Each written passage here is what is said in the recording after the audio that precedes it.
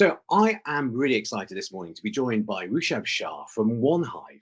And we're going to be talking about a whole range of issues from how you can actually sort of use technology for good right through to young people. So it's going to be a super interesting episode of the podcast today. So Rushab, welcome to the UK AI podcast. And I wonder whether you could introduce yourself, tell us a little about what you do and what OneHive is. Thank you. And it's really exciting to be on the podcast. I think it's such a topical point, and actually it does lead into a lot of what we do. So OneHive is a tech for good platform, and what we do is we help social impact organizations, be it educational, local authorities, not-for-profits, charities, take the educational programs they're doing and leverage AI to scale them up. So it's all about what can we do to enhance their scalability, removing the operational overheads and making it more resilient. What can we do to drive a more personalized learning experience for cohorts, not just, the sausage factory-esque description of the education programs that are typically delivered. And then the final bit is, what do we do with data and how is that accessible? And that's what's really exciting to see how LLMs, GPTs, and what we are doing can really unlock and unleash that potential that is, almost restrained and muzzled at the moment in these organizations. Yeah.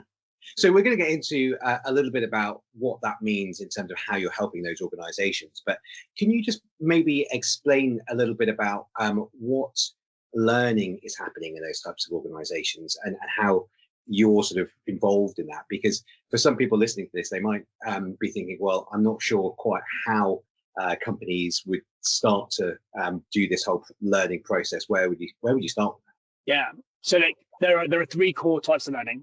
And one is I will read a book or watch a video, just try to consume it. The second type is I will ask someone, a friend, a mentor, a coach, an expert about, how do I do this? And the third one is how we learn to walk. We don't read it. We don't get told how to do it to understand. We just try it and fail. So what we've done is through our platform, we facilitate those three types of learnings and create a truly blended experience that's all tailored back to the individual. Now, it doesn't actually matter per se what the content is that's being taught, but let's say we are talking about AI education through an organization, and it's all about the nuances. So there are general things that everyone needs to understand. Okay, this is what AI does. Here's the baseline.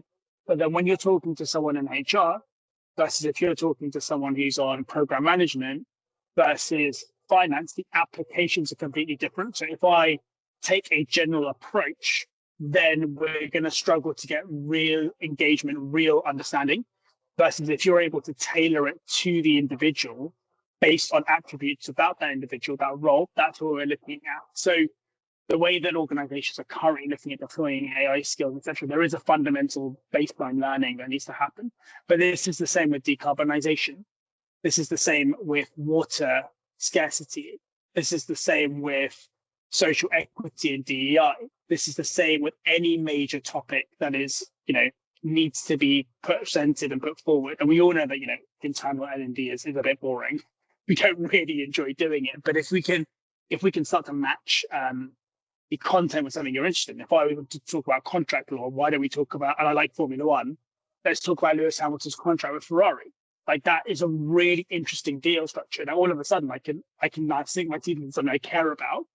And that's how you can teach people through the power of what we're doing, enabling a more personalized approach, but then removing all of the barriers and the admin associated with that. And that's how what we've seen is that shift and that mindset shift that organizations are adopting to drive a better future fit workforce. I love that, because it's been the holy grail for online education to have this personalization. And, looking back, people have been talking about it for so long, but it's been really hard to deliver. And it sounds like actually your platform is one of the platforms that enables companies to be able to do this. Now, tell me a little bit about the technology behind it. I mean, I presume in addition to actually the content, which is about AI, are you using some AI technology in how you're delivering that? Yeah, exactly. So it starts with a clustering methodology. So I'm not going to go too detailed, but the thought process is like people have commonality with other people and people have commonality with things they want to know.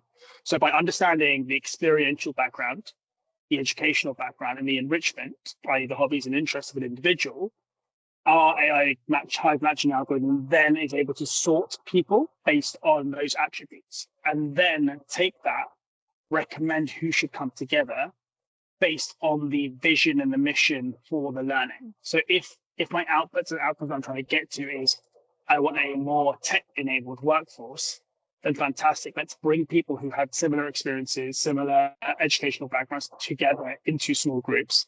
And that process of doing that, which is very manual and very admin intensive, is automated. Now, that's on the live side. With regards to content, there are huge banks of content that exist within learning management systems, within companies, charities, open source on YouTube, etc. The problem isn't we haven't got enough content. It's actually the fact that finding the right people or the right content for the individual is the challenge. As an information overload, we've never had more access to so much information in our lives, right? And it's that level. So the next way of using those attributes and that data about the individual is then to point them to the right resources that are most relevant to them, again, to serve said purpose. And then the final bit is, as an organization, where you've got all of this data existing about the individuals in the platform, how do you actually extract that? Do we still need to be talking about Power BI dashboards and having to create Excel exports and start to try and drill through data? Or is it a large language model, a GPT type experience where I said, can you tell me which members of our cohort are most likely to churn because they haven't engaged with the content, be it live or online, right? And then taking an action on it. So again, all of these workflows could be possible. You could set these all up, but you would spend ages building a workflow and manually setting it up to the point where if you want to change it, it's a whole fact. And you probably need someone who's able to set that up on behalf of the organization, because we do a lot of work within the NGOs, the charity sector, local authorities. They're unfortunately not blessed with, technically minded engineers who are probably going to be working at tech companies or banks and fintech, etc., because they're not looking at careers in that pathway. So can we almost say, well, let's circumvent that. Let's not make that a requirement because there isn't enough talent to support that. Let's just go a step further and make it accessible. Yeah. Well, let's get into that a little bit more as well, because I'm really interested by what you said there about being able to work with those organizations who maybe don't have the resources and where having cash to go and test new software out or try new things, they just don't have those resources available. But they're often those exact organizations that could benefit from this technology the most. And actually, if you were able to provide solutions with them, it could be transformative for the people that they serve. So it sounds like you're quite involved in that area. Could you sort of help us understand what you're doing in that space? Yeah, let's start with an example. There's a charity called Tutors United. They tutor thousands of kids in foster care every single month. And it's phenomenal work. And the tutors are university students who are from underserved backgrounds. And the funding comes from local authority, into housing agencies, into the organization. They also pay the tutors. So now this is a case, a prime case study. So the way we worked with them initially was to look at what are they currently doing? What are their current systems? What is their current approach to delivery? And what we found, there's one individual who spends calls up to 200 parents every single week to chase up Zoom links, homeworks, have the kids been there, etc. Now that is one role. When that individual is not in the office, what happens to that operation, right? There's key person dependency, etc. So when we start to unpick these things, we find the biggest gaps, and then we are able to recommend, like, here's what we can do to solve it. It's very much what's the bottlenecks to scale up, and how can you start to adopt tech? What are the KPIs? So what is going to then what are you looking for by achieving this? Will you save 80% of admin? Will you be able to drive engagement and repeat bookings for sessions by 20%? And those are all listed up front. That's all done as the upfront piece. So with Tutors United, we're able to scope this out, and then they were able to take that and say, look, here's the investment that we need to make to then achieve these benefits. And we've gone through and worked it out. And because we're blending our technology, operational, running of charities experience, delivering tutoring programs, all to that charity for that period of time to build this digital impact assessment and strategy out for them. Any funder looks at that and they're able to fund it straight away. Like there's no argument, there's value in what is trying to be developed. So before even deploying a system, we've got to bring the stakeholders on board and show that there's value in adopting tech. Otherwise, there is an apprehension in everything from local authority and risk to all the way through to the endpoint, the safeguarding, the data compliance, all of this stuff are attributes that need to be considered. And we do that up front. And then what we did with them, we've now built in tools that save huge amounts, like from things like manual word-based invoicing from the tutors is now automated on the fly. Like, what we're now able to do is unleash those team members to go and do more impactful stuff. And a real case of what we're getting to with them is, instead of calling up 200 parents every single week, the data from the system pulls out the 50 that are most at risk, and everyone else is able to self-serve. So now that individual can spend more time with those parents who might have English as not their first language, they're less engaged, there are other challenges that need to be addressed, and spend more time with those than trying to rush through 200 in a week. Yeah. And that changes the goalpost entirely. Yeah. That's a really great example there of how you're able to use a system to identify the most valuable citizens, parents to actually engage with. And I think it was really interesting to hear you talking about how you can help these types of organizations, because, in my initial question, I was saying, well, one of the challenges that organizations have is that they don't have the resources to experiment. But you've effectively done all the experimentation, figured out all of the sort of how the technology can bolt together, and then you can sort of rock up and say, well, we've got some case studies of having done this in these sectors, and then they can almost benefit from all of that testing and iteration that you've done. But one area that I did want to sort of understand a little bit more on is specifically around the risk, because you mentioned risk, and if I were I don't know, it's like a charity or a local government authority or a school or something like that, I'd be quite interested in what you're saying. Wow, you've done all this work for me, but I would have particular concerns around the risks that I as a school face or I as a charity face, and I'd want to know how all those things have been addressed or will be addressed. So how could you sort of reassure me? So I would start by taking a helicopter view, and I would say that what is the risk if you don't do it to start with? And that's a really interesting pivot on the question to start with, because organizations within the educational sector, let's think of a school or a charity, funding is one of the biggest problems they've got. Resilience of staff, churn, these are all topics that are challenging in corporates who have the funding and the HR teams to support and functions within the business that build this out. But the organization's biggest risk isn't the tech coming in, it's actually the other macroeconomic things that are coming in to challenge what they're doing. And so what we see is, how are you going to make sure that your charity is here in 10 years' time is a bigger risk than, will AI or data be of challenge? Now, that's one area we do talk to organizations about, because it's a very important thing to think about. Tech is not going to take over, it's going to enable and support the organization to do more of what they want to do. But then when it does come into the details and the practicalities around ISO compliance and there is GDPR, etc. But things like safeguarding can be actually, we can do more with tech. So, for example, within the messaging functionality between an adult and a young person who's potentially vulnerable, there's a script that runs and constantly monitors all of the messages, and it will be able to block and flag if someone sends a mobile number or an email address, because we're not allowing that. You cannot have that exchange of information.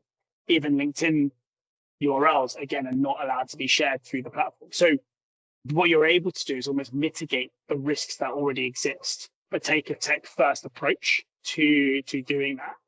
And then with regards to actual data security, making sure it's all stored securely, access and identity access, what is shared with who, it is a complex thing, which is why it's really important to lead with that.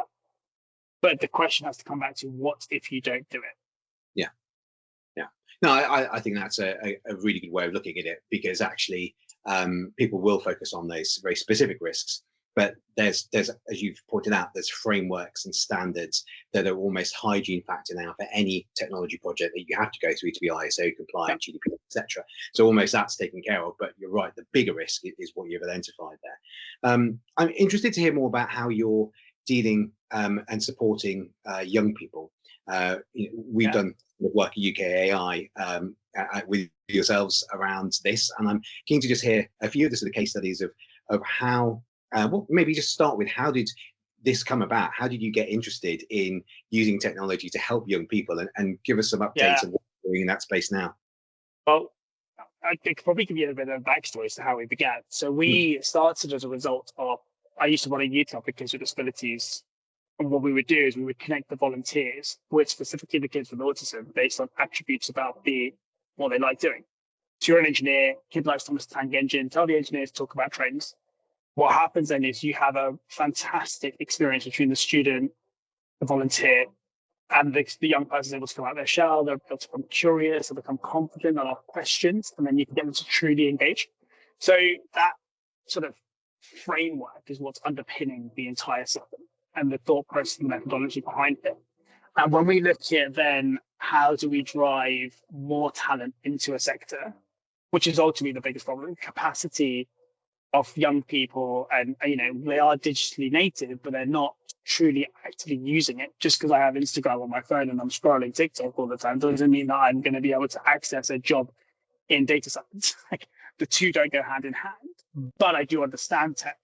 Just because I play games doesn't mean that I'm naturally going to be able to develop a blockchain technology. But I understand how NFTs work, and I understand that cryptocurrencies are like coins. So there are skill sets. So what we've done, for example, with Young Brent Foundation, we hosted a tech boot camp with Sky, KPMG, PwC, and a few other blockchain cybersecurity organizations. But here's a uniqueness where we said, look, what are the young people's hobbies and interests? And a lot of them, when they signed up to the program, shared that they were interested in musical-like things. So we then brought in Beats Aura, a music AI company, to do an extra workshop. So we actually changed the program to suit the cohort of learners that were going through. So what happened was that AI music session was the most impactful, and the kids understood a lot more about AI from that than they did by using just a generic generalization of this is how AI works and what it is. And this is with kids in a community center in Brent. You're not talking about those schools are private schools to young people. And so what we want to do is, there is a way to translate these fantastic opportunities and skills and careers back to individuals, but it does require the taking of a different approach. This approach has never really been taken in Brent. They've never done a tech boot camp for kids either. They haven't brought in different topics. It's just not been done. So what we've seen is our desire to, make sure that we're building a society of young people, that next generation, that are confident in themselves, but also are able to participate in an industry that is truly going to impact every other industry. So AI is not its own vertical. I always see it as a horizontal. There is AI within every single facet of life. And if you're not able to wield it, it's the same as saying, well, if I don't know how a laptop works, or I don't know how to use a phone, I'm going to be limiting what I can provide or do and deliver to society. So I do see it as a tool by which these young people from all backgrounds can leverage to gain an advantage, maybe even find themselves in the workplace. And if we can do that, then that's great. But the other thing is also the risk side. Right? And we talked about risk previously, but there are challenges associated with things like deep fakes and misinformation and some of the challenges that AI has now brought about, and bad actors, etc. But every time the internet was created, every time mobile phones were created, it's like email was created. The first thing that happened, there was a scam, right? It's always going to be that. So we just need to educate the young people about the risks, to be cognizant, mindful, and know how to adapt to it, but not use that as a driver. It's got to be pro-growth. It's got to be, let's embrace it, let's use it, let's understand it, but also make sure there is the underlying layer of how do you use it safely.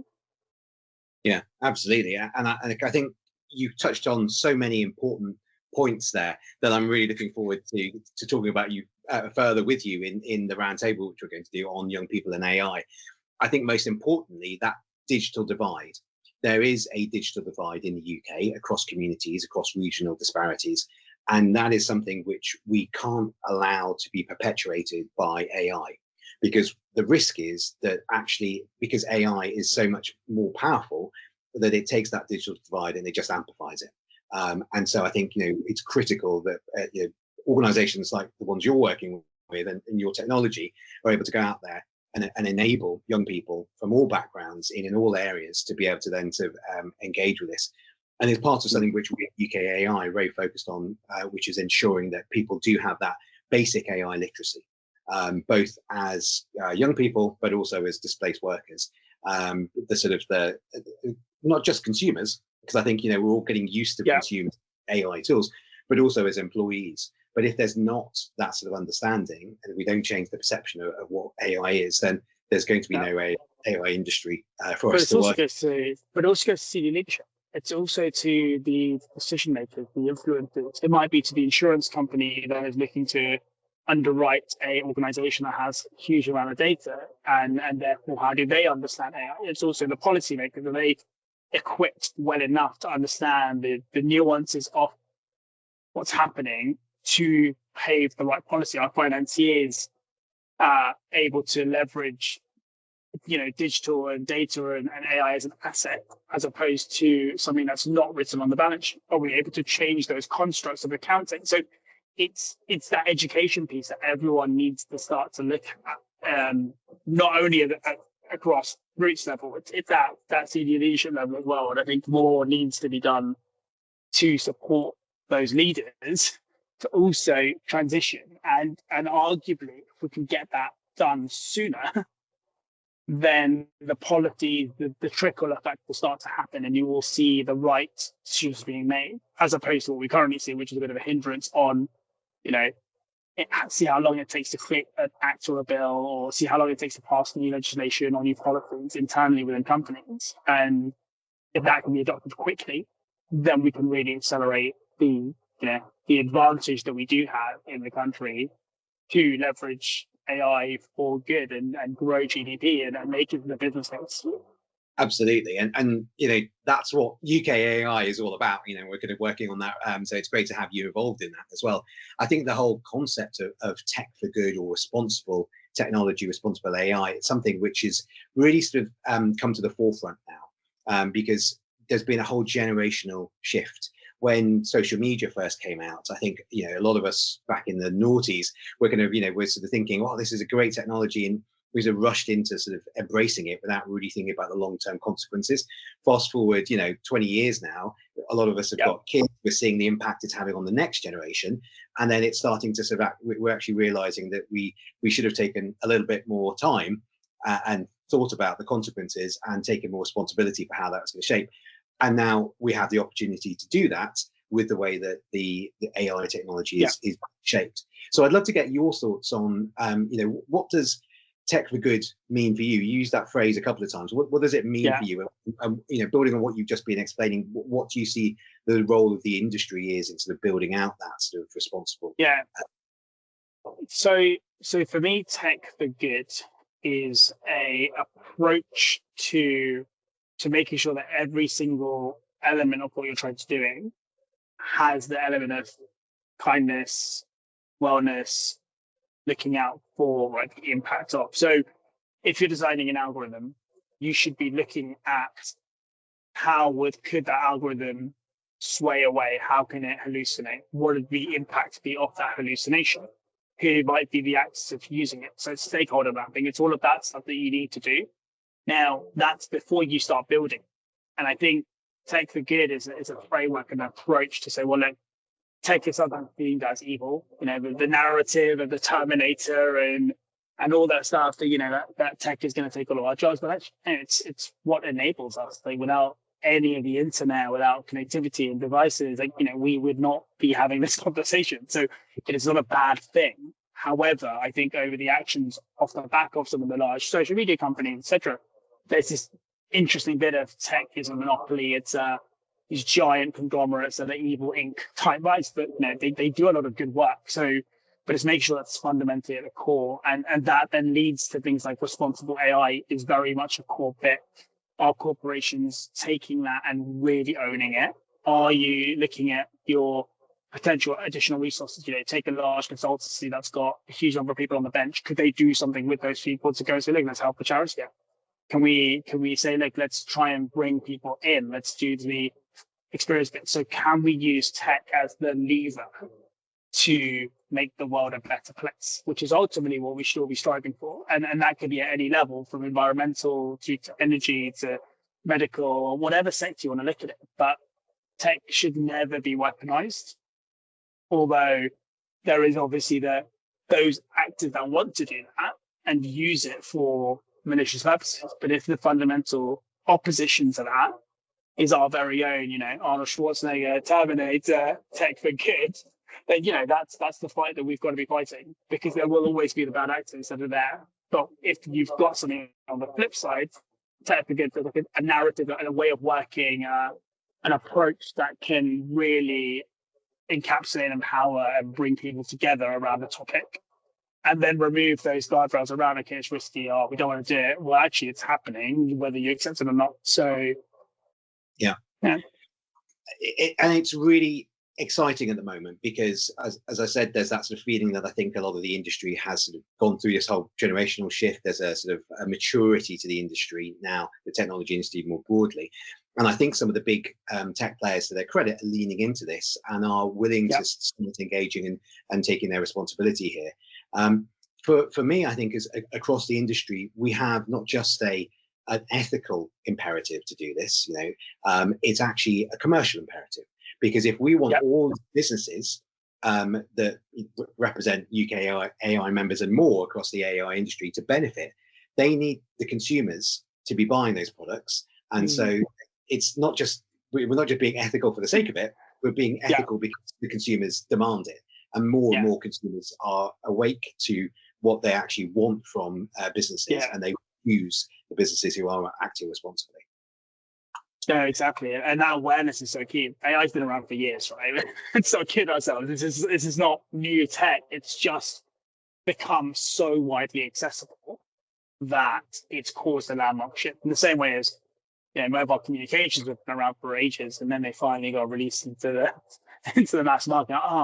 Call anyone or wherever. So, but it's that awareness and that cognizance. But also doing the right thing does drive better business growth. So we've seen it time and time over. It's not even a greenwashing thing. It's, if your organization fundamentally has it as its core, we are here to do well and to do good and to support and to help, etc., that will drive more consumers to buy your product or other organizations, or procurement tenders for government bids. Again, you have a CSR element. So it's no longer just here's a pot of money that we need to do and let's just keep it there. It is a business case, because people buy from people. And if you've got two people that are competing on price for a tender, the one that's just a nice person doing good stuff is always going to be the one you want to work with, versus the one that's a bit bullish. And we've got to shift that, and that narrative is shifting, especially with the younger generation coming into the workforce. That's what they care more about. It's empathy, it's support. It's that's more important than the inflated leader that is super duper powerful and super strong, and that very masculine view. So it's changing, and the companies don't adopt it, they're going to be left behind. I think that's another really interesting dimension and dynamic to how consumers are changing. So, Rushab, we're going to have to start to wrap things up, unfortunately, because we're going to be running out of time. But we have covered so much really interesting ground here. And I love that your mission is so aligned with what we're doing here at UK AI. And I'm looking forward to many more conversations, including the roundtable, which we're doing on young people. But just to kind of round things off, tell us how we can stay in touch with OneHive and follow what you're doing. So OneHive.ai is our website name, so that's very present and relevant. And then LinkedIn is our best medium. We found for Instagram and TikTok stuff cool there, but LinkedIn gives you a really good flavor of where we're at and the discussions we're involved with.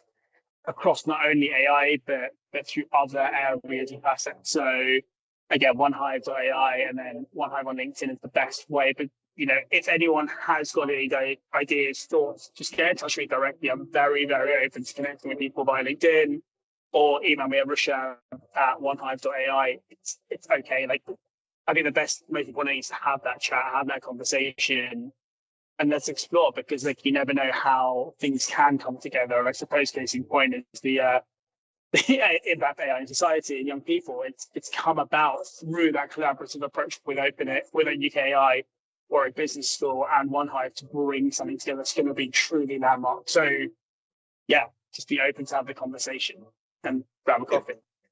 Amazing.